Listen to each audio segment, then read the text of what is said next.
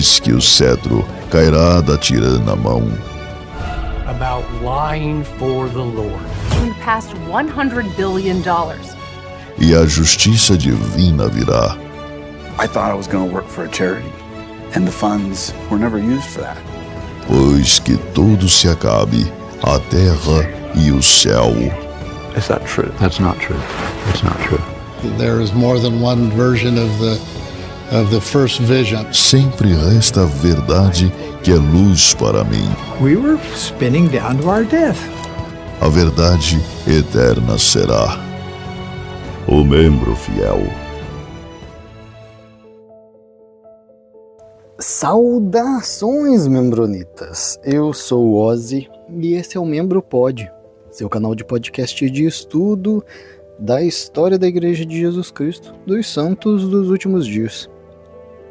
Ainda falando sobre as celebridades SUD, a gente vai falar hoje sobre Charles W. Penrose. Esse nome é bem famoso, é bem popular, a gente já viu em muito episódio, já vi esse carinha, quero entender quem é ele, qual a participação dele dentro do mormonismo. O Charlinho, ele nasceu ali em 1832, 2 anos depois que a igreja foi fundada. Nasceu em Londres, na Inglaterra, então, inglesinho. E viveu bastante. Ali, ó, morreu com 93 anos, 1925. Faleceu ali em Salt Lake City. Na aba de cônjuge, está citando só uma mulher, Lucetta Stratford. Será que ele não participou da poligamia? Teve 15 filhos, aí fabriquinha de ser humano a todo vapor. O W é de William, Charles William Penrose. Ele foi um membro do Quórum dos 12 Apóstolos da Igreja Univem de 1904 até 1911, depois ele foi da primeira presidência. Ele era da primeira presidência ali quando o presidente da igreja era Joseph F. Smith e depois com o Heber J. Grant também. Nos registros que a gente tem, diz que o pequeno Charlinho aprendeu a ler a Bíblia ali com 4 anos de idade. Conheceu a igreja SUD com 18 anos, ali em maio de 1850, ainda em Londres. É ali em Londres mesmo que ele conheceu a esposa e aqui está dizendo que ele teve 18 filhos, então entre 15 e 18, alguma coisa assim. Assim que ele virou mormon, já de praxe, né? Sempre o pessoal vira membro da igreja, já ia direto para a missão, né? Então ele fez missão também, só que a missão dele foi na própria Inglaterra. Ele ficou servindo como missionário por 7 anos, só em região agrícola ali, né? Mais no interior, ensinando o pessoalzinho. Depois ele virou presidente da igreja ali na região. Depois começou a presidir a igreja ali na área de Birmingham, né? Londres é mais na parte de baixo da Inglaterra, Birmingham é mais no meio, então ele partiu ali para o meio da Inglaterra. Em 1861 ele foi para Utah, então lembra, ele virou membro da igreja com 18 em 1850, 61 então ele tinha 29. Se mudou para Utah, inclusive hoje a casa em que o Penrose morava virou um museu. Então, com o Penrose ali em Utah, ele trabalhou como fazendeiro, lenhador e professor. 1864, então 3 anos depois, o Ezra Taft Benson estava conversando com ele, falou, cara, o que você acha de mudar ali para Logan? Logan é uma cidade em Utah também. Ele resolveu, acho que eu vou mudar sim. Então ele foi para Logan, continuou o mesmo trabalho, fazendeiro, professor, mas já em 1865 foi enviado para a Inglaterra de novo como missionário. Cara, o cara não parou, ficou 5 aninhos. 4 anos nos Estados Unidos e já foi mandado para a Inglaterra de volta. Bom, ele estava ali na Inglaterra, então, fazendo missão. O Brigham Young parece que estava ali na Inglaterra também. Inclusive, o Charlinho, ele fez alguns hinos. Ele escreveu alguns hinos. Inclusive, vamos ver aqui, Beautiful Zion for Me. Foi um hino que ele escreveu para a ocasião da partida de Brigham Young, né? Sair da Inglaterra, voltar para Utah, cantar esse hinozinho para Brigham. E foi o Penrose que escreveu, compôs. Bom, então aí em 1865, que ele foi enviado novamente para a Inglaterra para fazer missão, os primeiros anos ele ficou pregando para os trabalhadores de carvão. Depois, nos outros 2 anos seguintes, ele trabalhou no escritório do Millennial Star, uma publicação da igreja, né, na Inglaterra. Então Penrose trabalhou ali no Millennial Star e também foi assistente do presidente da missão, vamos ver, Franklin D. Richards. Daí em 1865, 66, 67, 68, aí ele voltou para Utah, lá para Logan. voltou a trabalhar ali com a agricultura. O negócio não estava dando muito certo para ele ali em Logan, ele resolveu mudar para Ogden, também uma outra cidade em Utah. Quem deu a dica para ele foi aquele antigo presidente de missão que ele trabalhou junto, né? O Franklin D. Richards falou, cara, né, vai para Ogden que dá boa. Daí ficou lá em Ogden, trabalhou em algumas publicações de jornais, vamos ver, em 1877 ele virou editor, assistente do Deseret News, né, que é de propriedade da igreja. Quem comandava o Deseret News na época era o George K. Cannon, né? Então o Charlinho trabalhou com o George K. Cannon. Aí o Charlinho ficou famoso, né, porque ele sabia escrever bem, fazia uns hinos legais e tal, e daí em 1880, né, então 3 anos depois que ele entrou para o Deseret News, ele se tornou o editor-chefe do Deseret News. Aí nessa época ele já estava lá em Salt Lake, né, que o Deseret News, acho que a sede estava em Salt Lake, né, então ele foi para lá. Além de estar trabalhando, fazendo, né, todo o serviço da igreja, né, trabalhando como editor-chefe aí no Deseret News, ele também estava, ao mesmo tempo, trabalhando ali na legislatura estadual de Utah. E olha que engraçado, né, para quem acompanha todos os nossos episódios, ele estava ali, né, o Penrose, trabalhando na legislatura estadual, e ele fez um projeto de lei a pedido da Emmeline B. Wells. A gente não tem um episódio específico sobre ela, mas o nosso episódio, deixa eu ver qual o número, 210, fala sobre as visões interessantes, né? A primeira visão, né, que a gente cita é da Emmeline. Acho que ela viu Jesus Cristo no templo, alguma coisa assim, né? E a gente citou que ela era uma jornalista, ela era, né, bem feminista, mexia aí com os direitos das mulheres, e ela fez algumas propostas de lei, apresentou para o Penrose, e como ele estava trabalhando aí na legislatura estadual, ele trabalhou aí em conjunto com essas ideias dela. Então aplicou, vamos ver aqui, ó, permitir essas, né, esses projetos de lei permitiriam que as mulheres servissem em todos os cargos públicos no território. Mas não deu muito certo. Vamos ver aqui, ó, esse projeto de lei foi aprovado pela legislatura, mas foi vetado pelo governador do estado de Utah. Acho que era território, né? Vamos ver, 1880, Brigham Young ele foi expulso do cargo em 1858, então não sei se era Mormon aí nessa época, o governador, mas barrou os direitos das mulheres aí de servir em cargo público. Aí o Charles foi chamado para ser conselheiro de estaca em Salt Lake. O presidente da estaca era Angus M. Cannon, e esse Angus era irmão do George K. Cannon. Né? Penrose já tinha trabalhado ali com o George K. Cannon no Deseret News, né? E agora começou a trabalhar como conselheiro do irmão do George. Como o Penrose escrevia bem e tal, e ele trabalhava com as edições, ele foi um dos que preparou aquele manifesto, sabe? O Wilford Woodruff escreveu o manifesto de 1890 para, teoricamente, entre aspas, muitas aspas, eliminar a poligamia. Né? O Wilford Woodruff escreveu, mas quem fez a edição, preparou o texto direitinho, foi o Penrose, junto com George Reynolds e John R. Winder. A partir de 1897, o Penrose trabalhou como professor de teologia na Academia de Brigham Young, né? Era BYU, antes de ser uma universidade era Academia Brigham Young. Lembrando que agora nessa época aqui Brigham Young já tinha ido embora, né? Ele faleceu em 1877, isso aqui é 20 anos depois da morte de Brigham. Em 1882 ele também fez parte do Conselho dos 50. E em 1884 foi emitido um mandado de prisão por acusação de poligamia. Cara, ué, não tinha visto ali na lista que o Penrose não teve outras mulheres? Bom, saiu um mandato aí de prisão, acusação de poligamia para ele. O que ele fez? Um mês depois desse mandato de prisão, ele foi lá para Washington se encontrar com o presidente dos Estados Unidos. Teve umas conversinhas com o presidente dos Estados Unidos. Na época era o Grover Cleveland. Então o Charlinho foi lá junto com o Brigham Young Jr. ter alguma conversa com o presidente. Não tenho detalhes do que aconteceu nessa conversa. Mas eu sei que depois dessa conversa o Penrose foi fazer uma missão na Inglaterra. Bom, não sei, né? Parece que não deu muito certo a conversa. Então o Penrose estava lá fazendo missão de novo na Inglaterra. Agora com uma parceria aí com o presidente da missão Daniel H. Wells. E eu vi esse sobrenome Wells. É o sobrenome daquela Emmeline, né? Aquela que a gente falou ali, que teve a visão de Jesus Cristo no templo, tal, feminista, fazendo alguns trabalhos aí para a inclusão das mulheres que não deu certo. Eu dei uma pesquisadinha aqui, o que esse Daniel H. Wells é da Emmeline, é marido. Ela foi casada com James primeiro, com 15 anos, já não deu certo rapidinho, ele foi embora, ela casou com Newell K. Whitney. Esse Newell K. Whitney já está na minha lista aqui para falar sobre ele. Mas daí o Whitney morreu em 1850, daí ela casou com o Daniel H. Wells, que é esse aqui, né, conselheiro, presidente da missão na Inglaterra. É interessante, né, ver essas conexões.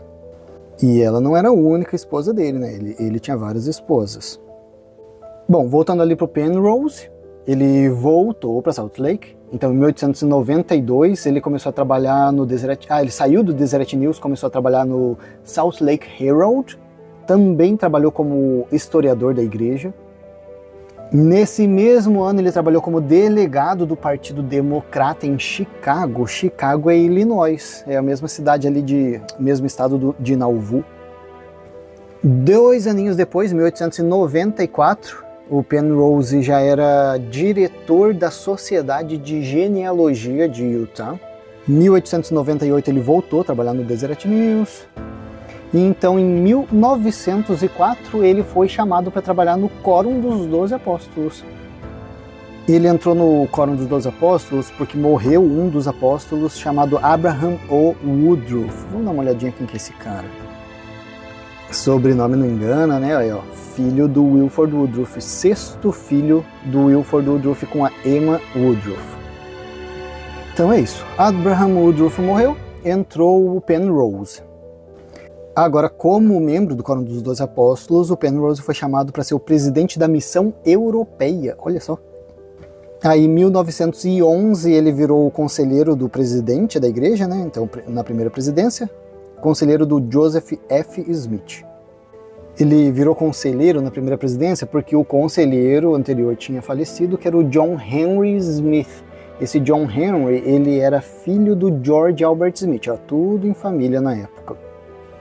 George Albert Smith era um nome famoso aí na igreja, na história da igreja. Então o John Henry morreu, o Penrose virou conselheiro na primeira presidência no lugar dele e entrou um novo membro no Quórum dos 12 Apóstolos, que é um nome bem famoso também, James E. Talmage. Quando morreu esse presidente da igreja, Joseph F. Smith, em 1918, chamaram então o Heber J. Grant, que era o próximo, né, na linha, e o Penrose continuou como conselheiro do Heber J. Grant. Cara, eu acho que da outra vez a gente não tinha um episódio sobre o James E. Talmage, né? Acho que é interessante. Vou botar aqui na lista pra falar sobre ele também. Ah, tô vendo aqui, ó, ele participou da poligamia.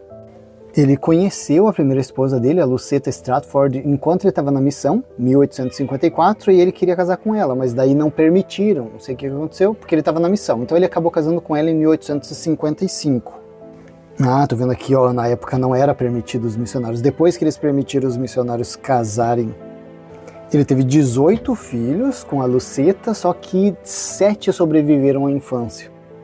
Então ele tinha casado com ela em 1855, né? Em 1863 ele se casou com uma outra esposa, Louise. Com a Louise ele teve 11 filhos, dos quais 8 conseguiram chegar à fase adulta. E ele ainda casou em 1886 com uma outra mulher chamada Romania B. Pratt.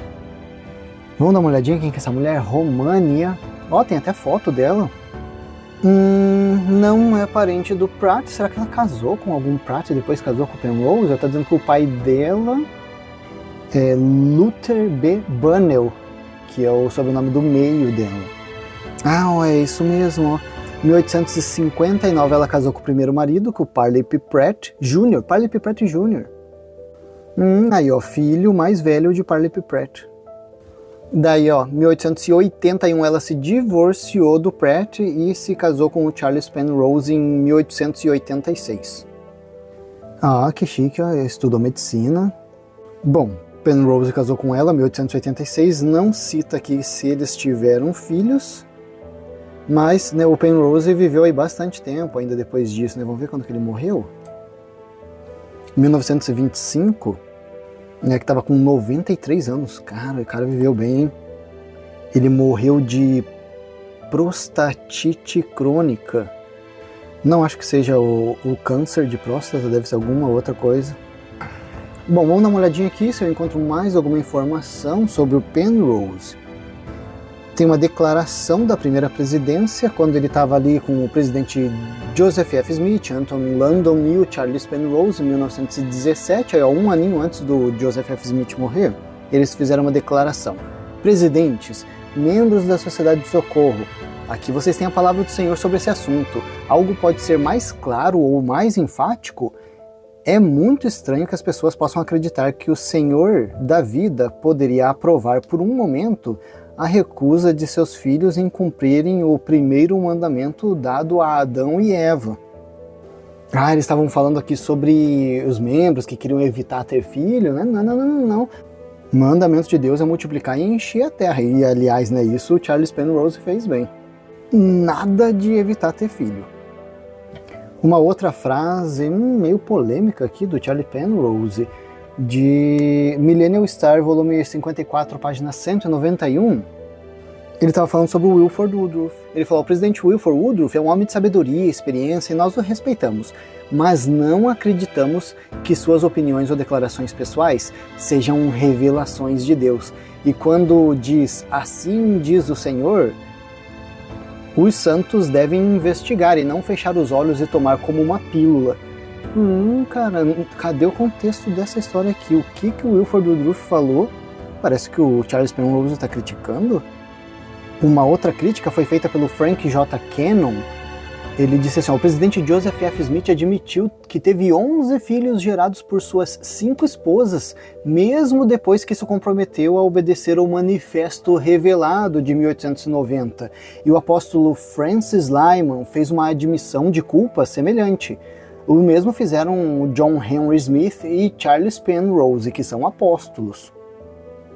Eles confessaram que estavam vivendo em violação às suas promessas à nação, em violação aos termos de sua anistia e contra as leis da Constituição do Estado, contrários à revelação de Deus, pela qual a poligamia havia sido retirada de prática na igreja.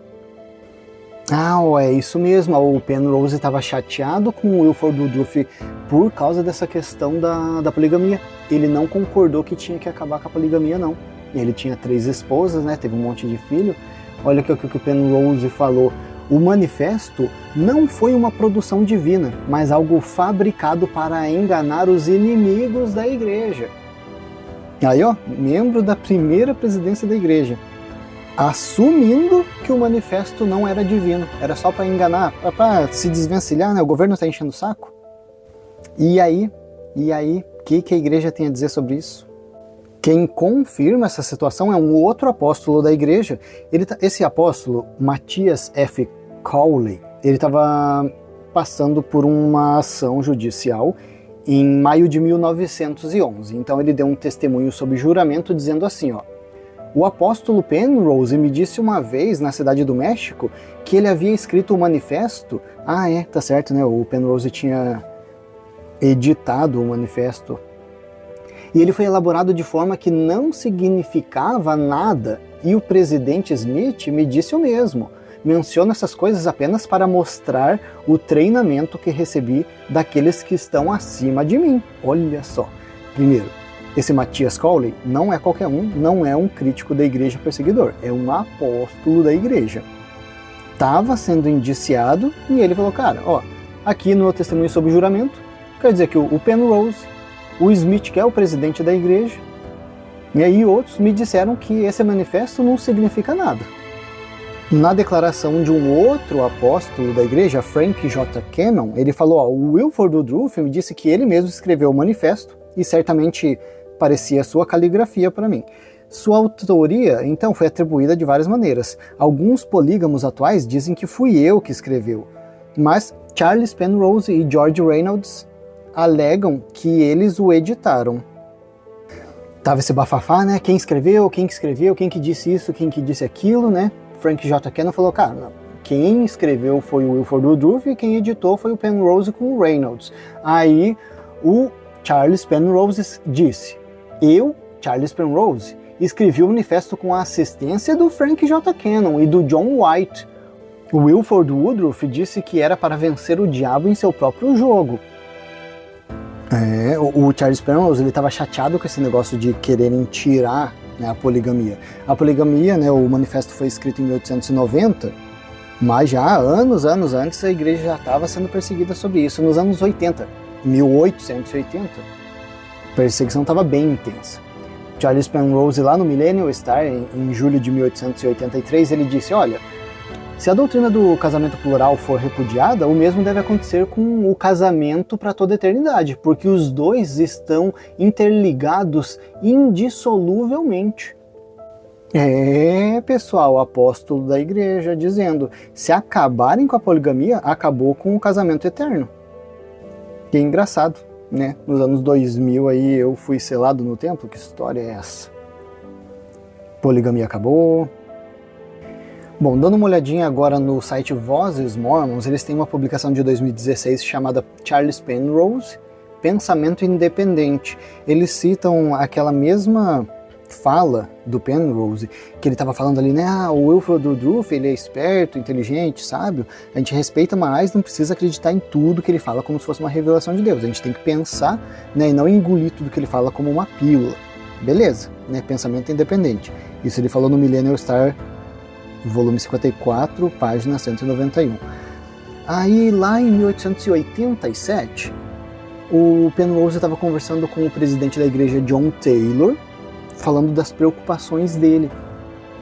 Porque era tanta sujeira na igreja que eles estavam tendo que mentir tanto, mentir sobre poligamia, mentir sobre tudo que a igreja estava fazendo, muita coisa errada. E ele escreveu para o John Taylor falando, cara, vamos ver o que ele falou? As prevaricações e subterfúgios, né? Os caras têm que se desvencilhar, né? E mentir, mentiras sem fim que a nossa atual condição nos impõe, ou seja, né? Eles estão ali naquela atual condição de fazer um monte de coisa errada e tá tendo que mentir toda hora. O que o Charles Penrose falou pro John Taylor? Ele falou, isso nos ameaça a tornar nossa próxima geração uma raça de mentirosos. Olha, nunca vi uma profecia suja tão verdadeira, hein? Charles Penrose está de parabéns. Falou mais profeticamente do que o próprio John Taylor, que falou que a poligamia nunca ia ser removida da Terra, né? Bom, mas é isso aí, pessoal. Acho que já deu para entender quem foi essa pessoa, Charles Penrose. A gente já viu o nome dele bastante em vários episódios. A gente conseguiu interligar ele aqui com poligamia, presidente dos Estados Unidos, aquela Emmeline Wells, as missões dele na Inglaterra. Editor do Deseret News, ele inclusive editou ali o manifesto de 1890, trabalhou com Wilford Woodruff, Herbert Grant, Joseph F. Smith, estava no Quórum dos 12 Apóstolos ao mesmo tempo que o James E. Talmage. Vou deixar um videozinho, encontrei algumas imagens do Charles Penrose na internet, então assim, quem tiver no YouTube, né, tá fazendo a sopa aí, larga um pouquinho e vai dar uma olhadinha ali que o vídeo dele vai aparecer. Bom, a gente vai ficando por aqui com esse episódio e até a próxima.